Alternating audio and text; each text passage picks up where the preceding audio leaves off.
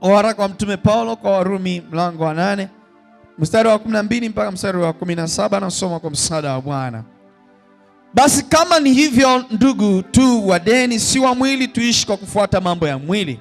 Kwa maana kama tukiishi kwa kufuata mambo ya mwili, mwataka kufa, bali kama mkiafisha matendo ya mwili kwa Roho, mtaishi. Kwa kuwa wote wanaoongozwa na Roho wa Mungu, hao ndio wana wa Mungu. Kwa kuwa hamkupokea tena roho ya utumwa iletayo hofu, bali mlipokea roho ya kufanywa wana, ambayo kwa hiyo twalia Aba, yaani Baba. Roho mwenyewe hutushuhudia pamoja na roho zetu ya kuwa sisi tu watoto wa Mungu, na kama tu watoto wa Mungu, tu warithi wa Mungu, warithiwa pamoja na Kristo, naam, tukiteswa pamoja naye, ili tupate kutukuzwa pamoja naye. Amen. Haleluya. Tukae. Bwana apewe sifa. Kichwa cha somo cha leo kinasema ndani ya Kristo tunakuwa wapya. Ndani ya Kristo tunakuwa wapya. Tujaribu kufikiri ni nini maana ya kichwa hichi ama maneno haya. Kwanza kuna neno ndani ambalo tafsiri yake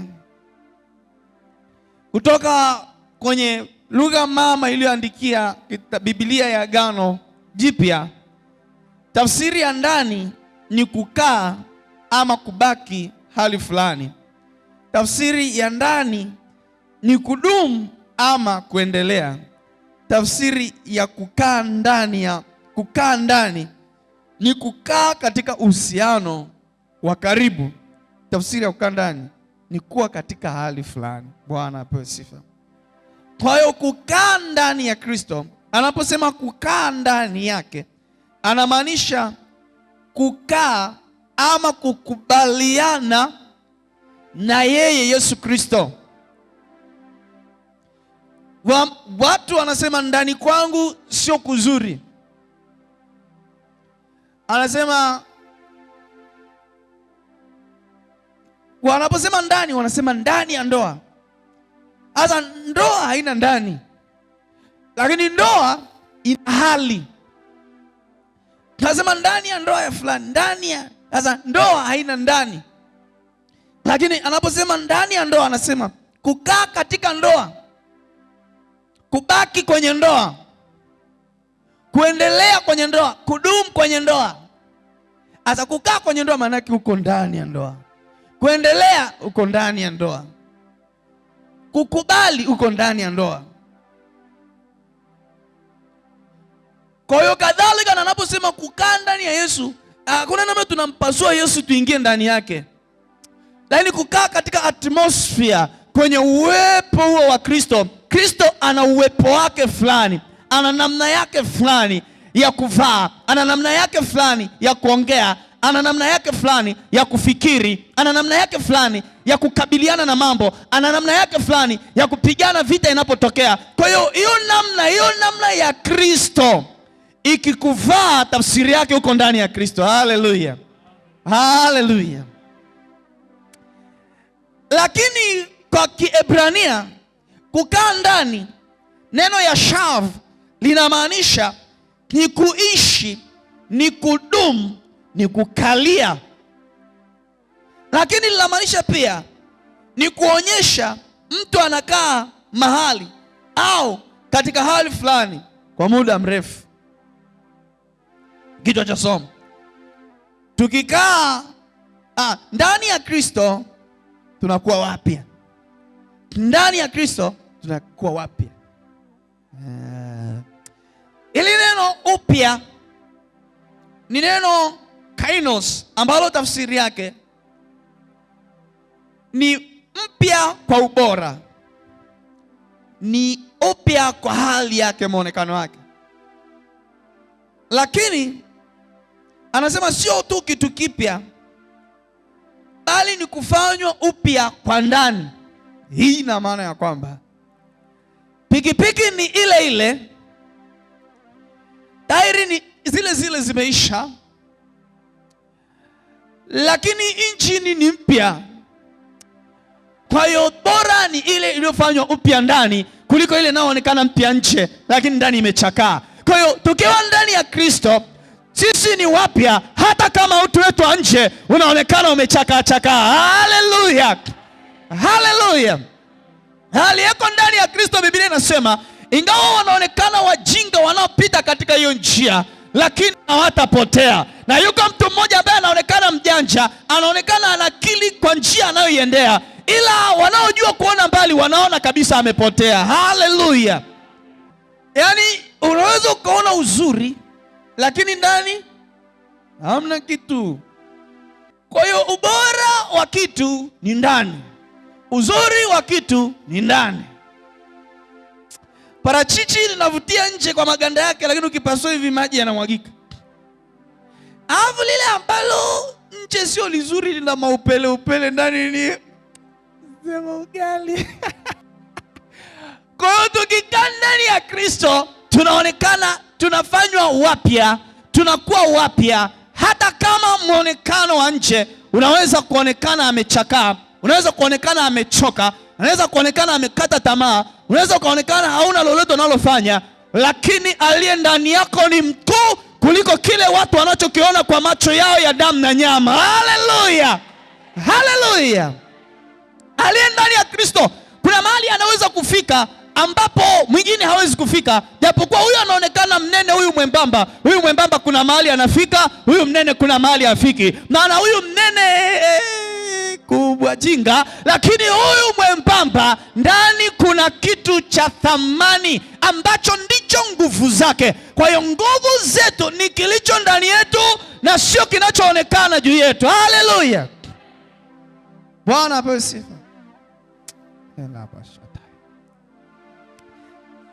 Kwa hiyo kuna ndani, kuna Kristo, kuna upya. Sasa Kristo unajua ni nini? Kristo ni anointed, ni mpakwa mafuta, ni aliyewekwa wakfu. Hallelujah. Sasa tunatamani tuendelee. Twende hatua ya pili. Hatua ya kwanza ni kuelewa maana ya ndani ya Kristo tunafanyika wapya. Twende hatua ya pili. Tujue mtu ambaye yuko nje ya Kristo. Unawezaje kuwa nje ya Kristo? Na unawezaje kuwa ndani ya Kristo? Katika kitabu cha Yohana mlango wa 15 mstari wa 4 mpaka wa 5, Yesu anasema, kaeni ndani yangu nami ndani yenu. Kama vile tawi lisivyoweza kuzaa peke yake lisipokaa ndani ya mzabibu, kadhalika na ninyi msipokaa ndani yangu. Mimi ndimi mzabibu, ninyi ni matawi. Akae ndani yangu nami ndani yake, huyo uzaa sana, maana pasipo mimi ninyi hamwezi kufanya neno lolote. Bwana apewe sifa. Kwa nguvu yetu ya kuzaa ni kilicho ndani yetu. Yohana wa kwanza, waraka wa kwanza wa Yohana mlango wa 3 mstari wa 8. Waraka wa kwanza wa Yohana mlango wa 3 mstari wa 8. Atendaye dhambi ni wa Ibilisi, kwa kuwa Ibilisi hutenda dhambi tangu mwanzo. Kwa ajili hiyo mwana wa Mungu alidhihirishwa ili azivunje kazi za Ibilisi. Haleluya. Atendaye dhambi ni wa Ibilisi, yani kadiri tunavyotenda dhambi sisi tunakuwa watoto wa shetani. Kadiri tunavyotenda dhambi tunaingia ndani ya Ibilisi, tunakuwa ndani ya shetani. Shetani hawezi kupasuka tumbo tuingie ndani yake, lakini tunaingia kwenye uwepo wa Ibilisi. Uwepo wa maovu unatuzunguka. Kwa hiyo tunafunikwa na uovu. Kwa hiyo the ownership, hati miliki ya kwako anakuwa nayo Ibilisi. Anasema huyu ni wangu. Na yeye ndio anaamua juu ya kesho yako. Anaamua unywe nini, ataamua unywe pombe, utakunywa pombe. Anaamua ulale wapi, anaamua usilale leo nyumbani, utalala atakapochagua kulala wewe, ambapo sitaki kusema. Anaamua ile atmosphere, uwepo uliokuzunguka, uwepo uliokufunika ndio una control emotions zako na hisia zako na maamuzi yako. na miguu yako. Ukiona umekuja kanisani, kilichokuleta kuna uwepo fulani ambao umekusukuma. Leo ni Jumapili, kama kwaya walivyoimba kwamba yule mmoja anamshawishi. Kuna uwepo, yuko ndani ya uwepo fulani ambao ule uwepo kila akishika jembe hivi unamwambia utaenda. Anashika hivi, anavaa mabuti, anayavua. Kwa nini? Ule uwepo unamzidi nguvu, anasema acha niende. Ameamka na vita nyumbani, vita mbaya kabisa, wamepigana na majirani wote wamesikia. Anasema sasa naendaje kanisani, nitaona aibu, nitaona kitu kinamsukuma, anasema why liwalo na liwe, acha waniseme naenda. Anaenda kwa sababu ule uwepo wa Mungu haumpi mpenyo wa kukataa kufuata hiyo sauti inayomwambia nenda kanisani. Kwa hiyo uwepo wa ibilisi unapomtawala mtu, kwenda kanisani anakuwa mzito, kwenda kwenye maovu anakuwa mepesi. Uwepo wa Mungu unapomfunika mtu, unamsukuma kuwa mwepesi kwenda kwenye mambo ya Mungu, unamnyima kutenda mambo ya ibilisi. Ukiwa ndani ya Yesu, utasikia mwepesi kutoa laki wakati umeombwa au wenzako wametoa 10,000. Utajisikia kutoa mwepesi kutoa laki. Na sasa ingine ukarudi nyumbani ukajiuliza nimetoaje ile hela yote, kwa sababu kuna wingu lilikufunika na likakuzidi nguvu, likakwambia toa, ukatoa. Lakini uwepo wa ibilisi unapokufunika, ukiambiwa toa 20,000 unanungunika. Ukifika hapo stendi, mwanamke mmoja akifanya tu hivi kidogo hivi kakalio, unampa hela yote na unarudi nyumbani una 100. Kwa hiyo ni rahisi kupoteza hela kwenye uzinzi kuliko kutoa kanisani, kutokana na kiwango cha uwepo uliokufunika. Ni rahisi kunywa baa ukamaliza makreti, ukawa mzito kutoa 10,000 ya sadaka za umoja, kutokana na uwepo uliokufunika. Kwa hiyo azitendaye dhambi ni wa ibilisi, maana yake uko ndani ya ibilisi, na ibilisi anaamua pesa yako upeleke wapi. Yeye ndo ataamua pesa yako iliwe na michepuko ama ijenge nyumba. Yeye ndo atakayeamua pesa yako ipotelee baa ama ukaongeze mashamba. Kilicho kufunika ndani, aliye ndani yako na ndani yake uliyeko, ndiye anayeamua juu ya maisha yako. Yohana akasema azitendaye dhambi ni wa ibilisi. Kwa lugha nyingine, anayetenda dhambi yuko ndani ya ibilisi na hana maamuzi juu ya maisha yake, bali aliyeko ndani yake ndio anaamua juu ya maisha yake. Kwa kusudi hili ya kwamba yuko ibilisi anayeiba nafsi za watu, yuko ibilisi anayekontrol maisha ya watu, kwa kusudi hili alidhihirishwa Kristo Yesu, yani alifunuliwa, kwa sababu alikuwepo tangu kabla. Kwa sababu Yesu ni Mungu. Kama Yesu ni Mungu, alikuwepo tangu kabla, lakini alikuwa haonekani kwa macho ya damu na nyama. Kwa kusudi la dhambi kuzidi duniani, alidhihirishwa. Maana yake alifunuliwa kutoka rohoni, akadhihirishwa katika macho ya damu na nyama, akazaliwa na Bikira Mariamu ili azivunje kazi za shetani, ambazo ni ulevi, ni uzinzi, ni ushirikina, ni kensa, ni presha, ni sukari, ni kila aina ya mateso ambayo mwanadamu alipitia. Sasa ili uweze kuzishinda hizo kazi za shetani, unahitaji kuchukua hatua, kustep out, yani kuchomoka kwenye uwepo wa shetani na kuingia kwenye uwepo wake yeye ambaye ana uzima. Haleluya, haleluya, Bwana apewe sifa. Kwa hiyo kukaa ndani ya Yesu ni kujitenga na dhambi. Kukaa nje ya Yesu ni kuishi katika dhambi.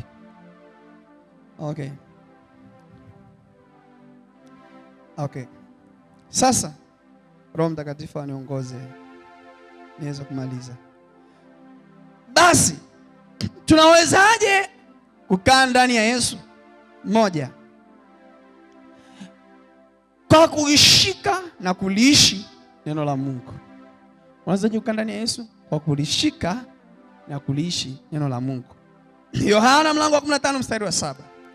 Yohana 15:7, Biblia inasema, ninyi mkikaa ndani yangu na maneno yangu yakikaa ndani yenu. Haleluya. Ninyi mkikaa ndani yangu na maneno yangu yakikaa ndani yenu. Neno la Mungu ni rema. Neno la Mungu ni logos. Logos ni maandiko matakatifu kuanzia Mwanzo mpaka Ufunuo. Rema ni pale unapolisoma unasikia kwa jina la Yesu sitakufa, kwa bali nitaishi. unalisoma alafu uko hoi, alafu unasikia kama ni sauti inasema na wewe, unalishika, unasema hili ni langu. Hili ni langu, nachomoka nalo kwenye ugonjwa. Hili ni langu, nachomoka nalo kwenye hali ya viazi. Kwa jina la Yesu sifilisiki, nitainuka tena. Maana Bwana amesema utajiri na heshima vinatoka kwake. Utajiri udumuo unatoka kwa Bwana. Fedha na dhahabu ni mali yake. Nchi na vyote vijazavyo ni mali yake. Bwana, sipotezi hii nyumba maana nimeipata kutoka kwako. Sipotezi hili shamba maana nimelipata kutoka kwako. Hii biashara yangu haifi maana wewe ndio umenipa. Hapo tayari umeshakuwa the owner, umeshakuwa mmiliki wa lile neno, na lile neno lishakuwa hai kwako. Kwa hiyo ukitembea nalo kilikiri, unasikia kuna kitu kinaumbika, unasikia tumaini jipya, unasikia uhakika wa kesho. Unapoendelea kulikiri linatokea, maana maneno yanaumba. Haleluya, haleluya. Nimesema ndani ni uwepo. Kwa anasema maneno yangu yakikaa ndani yenu. Wewe una ndani ya kuweka neno? Ni maneno yangu ukiweza kuyaleta kwenye hali ulio nayo. Shakala basata. Ngoja nikukumbushe. Ndani yangu maana yake ni kukaa au kubaki mahali fulani. Ndani yangu maana yake ni kudumu au kuendelea. Ndani yangu maana yake ni kukaa katika uhusiano wa karibu. Ndani yangu ni kuendelea kuwa katika hali fulani. Maneno yangu yakikaa ndani yenu, yaani ukiweza kulileta neno la Mungu kwenye hali fulani unayopitia ya ugonjwa, ukaweza kulileta hili neno la Mungu linalosema mimi ni Bwana nikuponyaye, sitatia maradhi yote mabaya tokana na Misri juu yako, bali nitaweka juu ya wale wakuchukizao. Ukiweza kulitoa hilo neno la Mungu huko kwenye Biblia, ukalileta kwenye hiyo hali ya ugonjwa, maana yake umeshaliweka ndani yako. Umeliweka ndani ya mazingira ulionayo, umeliweka ndani ya mapito ulionayo, umeliweka ndani ya matukano unayotukanwa. Ukiendelea kuliweka na kuliangalia, hilo neno linakutoa kwenye hizo nyakati, linakupeleka kwenye nyakati nyingine za uzima na ushindi katika Kristo Yesu. Haleluya. Aza neno. Kwa neno lazima uwe na michakato ya kuchimba na kulichukua na kuliishi. Uwe na uwezo. Sikiliza, ni swala moja la kuwa na bunduki na ni jambo jingine kuweza kuchomoa bunduki yako kabla adui haja kuataka. Hela mashataya. Yaani, ukiwa na bunduki iko kiunoni, haiwezi kukusaidia mpaka umeichomoa kabla mwenzako hajachomoa ya kwake. Na neno la Mungu ni silaha, lakini haliwezi kukusaidia zaidi ya kiwango chako cha uwezo wa kulichomoa chap adui anapokushambulia. Wewe umeenda hospitalini, unaulizwa umefikaje hapa, unaambiwa hili uvimbe ni libaya, unaambiwa ugonjwa hauna tiba, na silaha unayo, neno la Mungu ambalo limebeba nguvu ya uponyaji. Usichelewe, hapo mwambie daktari, nimekuja mwenyewe, nitaondoka mwenyewe, wala ugonjwa hautaniua. Ngoja nikafikirie, wala msiniandike kulala, ngoja nikafikirie, Bwana ataniponya. Hapo umeshachomwa silaha na umeshapiga risasi kadhaa, umeshawasha alaka. Sijui kama mnanielewa. Haleluya. Unapoambiwa tatizo, ukatoa maneno ya Mungu yanayokuvusha kwenye ile tatizo, ni sawa na mtu aliyechomoa upanga wake akasema, no, haunigusi, no, sifi, no, sifanyiwi operation, no, sina pressure, no, sina sukari, no, sitakufa, nitaishi. Haleluya.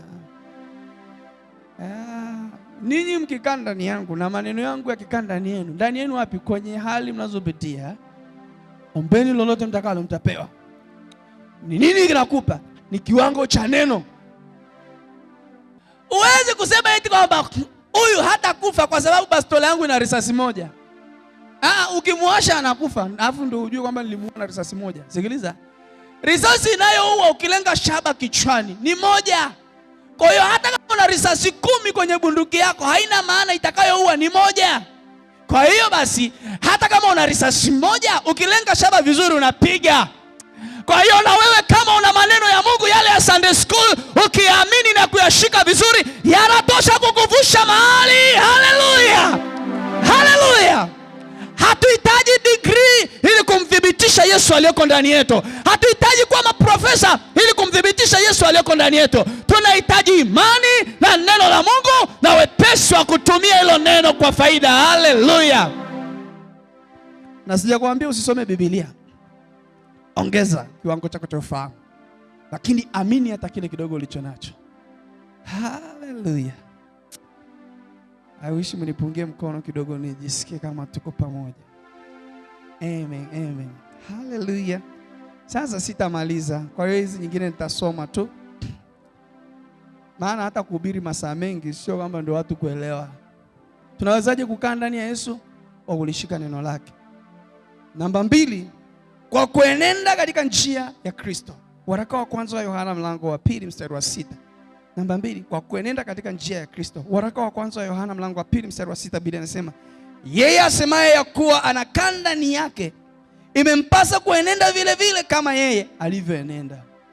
Wakamwambia Petro, na wewe si mmoja? Akasema hapana, mimi simjui. Akasema mbona hata tembea yako unatembea kama yeye? Mbona ongea yako unaongea kama yeye? Kwa hiyo Yesu anakaa ndani yetu kwa sisi kuenenda kama yeye alivyoenenda. Namba 3, kwa kuheshimu na kuamini wakfu. Hili la muhimu sana.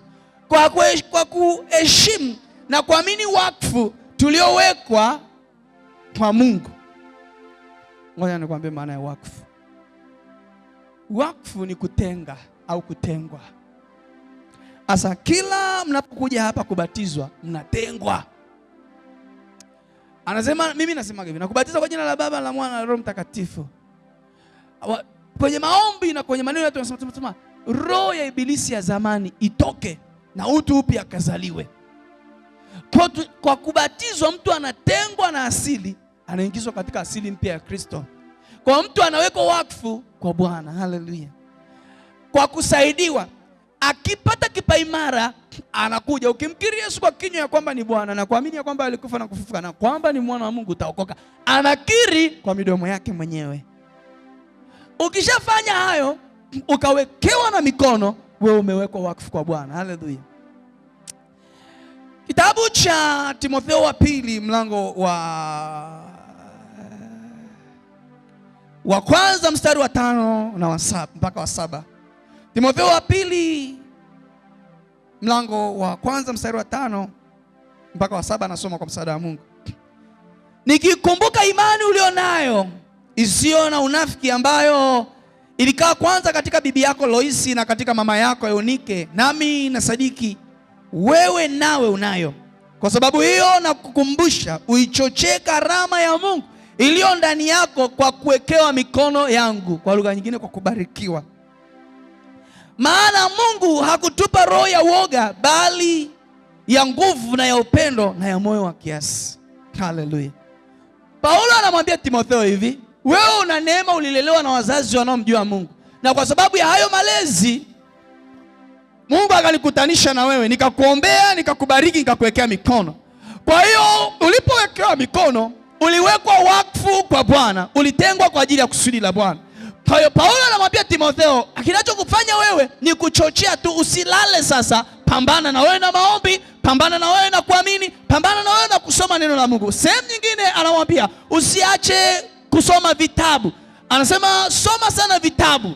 Kwa hiyo anamwambia Timotheo, wewe ulishatengwa. Hebu tambua ya kwamba umetengwa. Unapokuwa kwenye vibarua kule shambani, ujue ya kwamba wewe sio sawa na vibarua wengine. Wewe ni umetengwa kwa Bwana. Unapokuwa sokoni, ujue ya kwamba umetengwa na Bwana. Unapokuwa hospitalini, umetengwa na Bwana. Ikiwa umetengwa na Bwana, ujue kuna namna Mungu anakuangalia kwa jicho la tofauti na anavyoangalia watu wengine. Kwa hiyo usikae kama mtu wa kawaida. Nikumbuke agano lako na Mungu. Agano lipi? La kipaimara. Agano lipi? La ubatizo. Agano lipi? Ile ndoto ulioota mpaka kesho kuta unaikumbuka na unaishi ina ujumbe fulani juu yako. Agano lipi? Yale maneno aliyokuambia mtumishi na ukiyatafakari unaona yana nguvu ya Mungu ndani yake. Kila mtu kana agano na Bwana na kila mtu yuko wakfu kwa Bwana. Kwa kinachohitajika ni kuitambua hiyo wakfu na kuiheshimu na kuiishi na kuiamini. Haleluya. Haleluya. Kitabu cha waraka wa Yohana mlango wa 2 mstari wa 27. Waraka wa Yohana mlango wa 2 mstari wa 27. Biblia inasema, lakini upako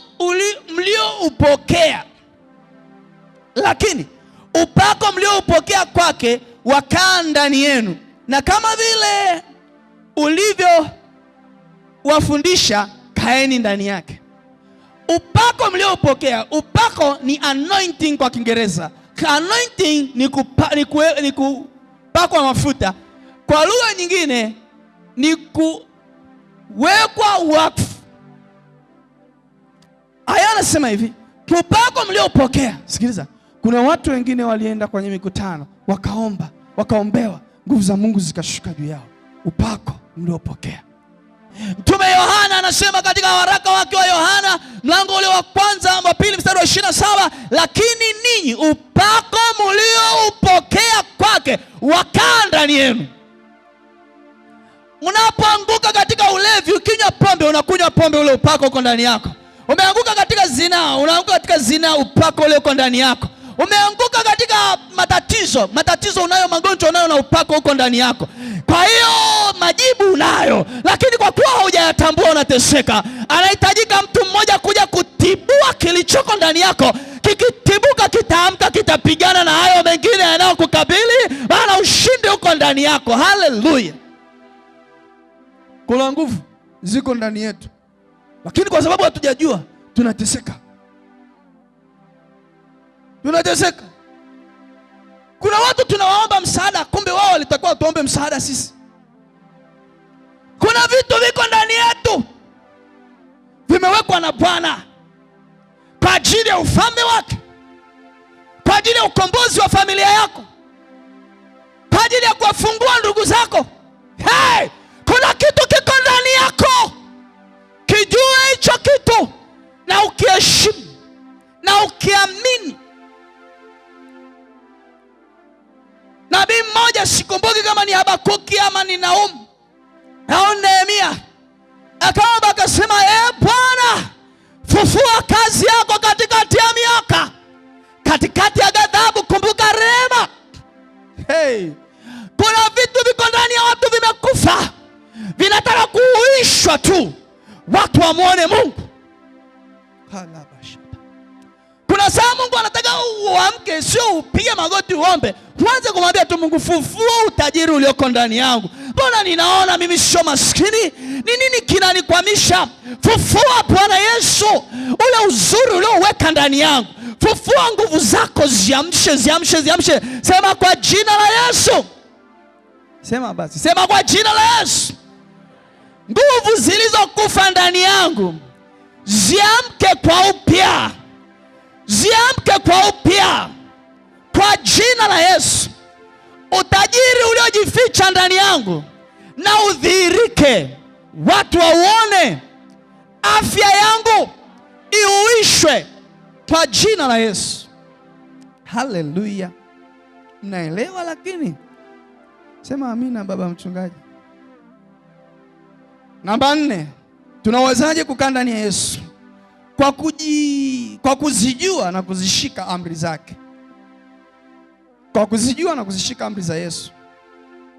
Unajua, waraka wa kwanza wa Yohana mlango wa 3 mstari wa 24. Na yeye azishikae amri zangu hukaa ndani yake naye ndani yake. Na yeye azishikae amri zake hukaa ndani yake na yeye ndani yake. Yaani anayezishika amri za Mungu, anayashika mafundisho ambayo amefundisha Kristo Yesu, automatically kwa kushika tayari yuko ndani ya Yesu. Namba 5, tunawezaje kukaa ndani ya Yesu?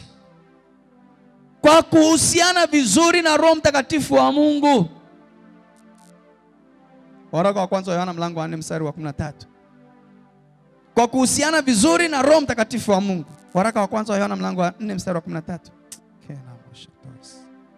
Katika hili twajua ya kwamba tunakaa ndani yake naye ndani yetu, kwa kuwa ametupa Roho wake. Sitawaacha ninyi yatima, na wapelekea msaidizi ambaye atakaa kwenu. Naye ni Roho. Sikiliza, atakaa kwenu. Maana Roho Mtakatifu ni partnership kati ya mwanadamu na Mungu. Roho Mtakatifu ni kama mwanandoa, anakaa kwetu. Yaani ndoa nzuri ni ile ambayo watu wanalala pamoja, wanaamka pamoja, na wengine wanaenda kwenye ramani pamoja. Lakini saa ya kuvuna baba anamwambia wewe baki tu, utaenda kuteseka kule. Mama usikubali, saa ya kuvuna ubaki. Saa ya kupalilia kwambia baki, hamna shida, wewe baki. Saa ya kuvuna eti wewe baki tu. Usikubali. Okay, tuachane nayo. Kwa hiyo ile kuambatana kunajenga bond. Watu walioshikamana wanaambatana pamoja. Ukienda kanisani utakuta wamekaa pamoja. Hawachani kirefu, wakiachana ni kwa sababu tu fulani. Hata Roho Mtakatifu anasema anakaa ndani yenu, anakaa katikati yenu, atakaa na sisi. Namba 6. Kwa kuimarisha katika imani. Wakolosai 2:6 mpaka 7. Wakolosai 2:6 mpaka 7, Biblia inasema, basi kama mlivyompokea Kristo Yesu Bwana, enendeni vivyo hivyo ndani yake, mmejengwa juu yake, mmeimarishwa katika imani. Usipoteze imani yako. Hata kama unapitia magumu kiasi gani, hata kama unapitia matukano, hata kama unapitia mambo ya aibu na fedheha, usipoteze imani yako kwa Bwana. Haleluya. Endelea kuamini tu kwamba kuna kesho, na hiyo kesho itakapofika Bwana atageuza kuchekwa kuwe kushangiliwa. Namba 7 na mwisho, unaweza kukaa ndani ya Yesu kwa kukubali kupitia mateso kwa ajili yake. Kama unataka kukaa ndani ya Yesu vizuri, lazima ukubali kwamba hata kama kuna mateso, uwe tayari kuteseka kwa ajili yake. Haleluya. Biblia inasema mmesulubiwa pamoja na Kristo, lakini Wagalatia 2:20, nimesulubiwa pamoja na Kristo, lakini ni hai, wala si mimi tena, bali ni Kristo yu hai ndani yangu. Haleluya. Tusimame. Pendo kulai. Praise mnisaidie. Engare, Nairobi engare, kijito cha maji